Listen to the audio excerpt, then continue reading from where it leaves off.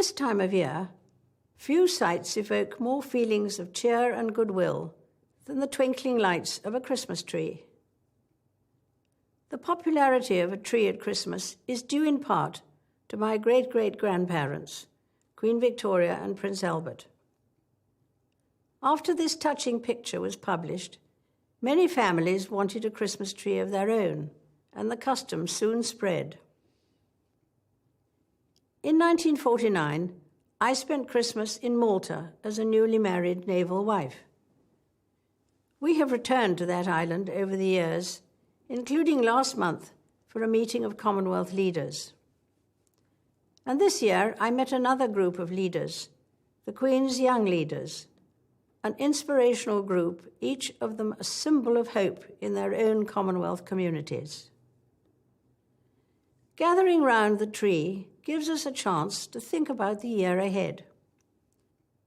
I'm looking forward to a busy 2016, though I have been warned I may have happy birthdays sung to me more than once or twice. It also allows us to reflect on the year that has passed, as we think of those who are far away or no longer with us. Many people say the first Christmas after losing a loved one is particularly hard. But it's also a time to remember all that we have to be thankful for. It is true that the world has had to confront moments of darkness this year, but the Gospel of John contains a verse of great hope, often read at Christmas carol services. The light shines in the darkness, and the darkness has not overcome it. One cause for thankfulness this summer was marking 70 years since the end of the Second World War. On VJ Day, we honoured the remaining veterans of that terrible conflict in the Far East, as well as remembering the thousands who never returned. The procession from Horse Guards Parade to Westminster Abbey must have been one of the slowest ever, because so many people wanted to say thank you to them.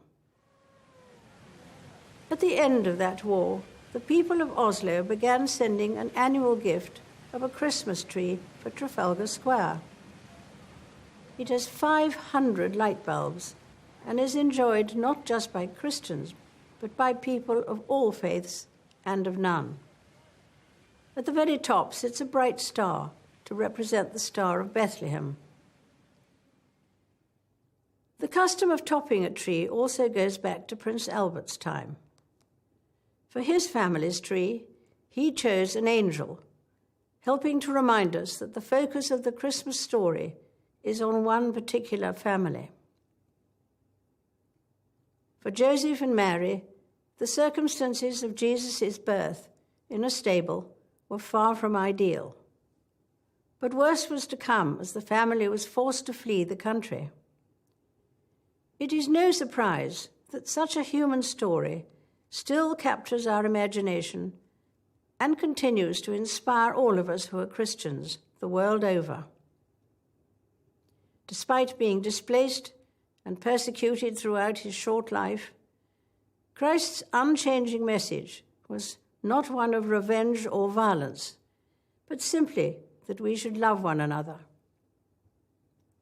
Although it is not an easy message to follow, we shouldn't be discouraged. Rather, it inspires us to try harder, to be thankful for the people who bring love and happiness into our own lives, and to look for ways of spreading that love to others, whenever and wherever we can.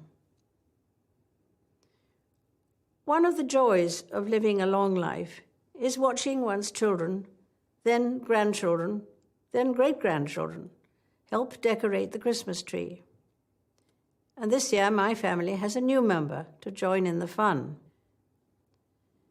The customary decorations have changed little in the years since that picture of Victoria and Albert's tree first appeared, although, of course, electric lights have replaced the candles. There's an old saying that it is better to light a candle than curse the darkness.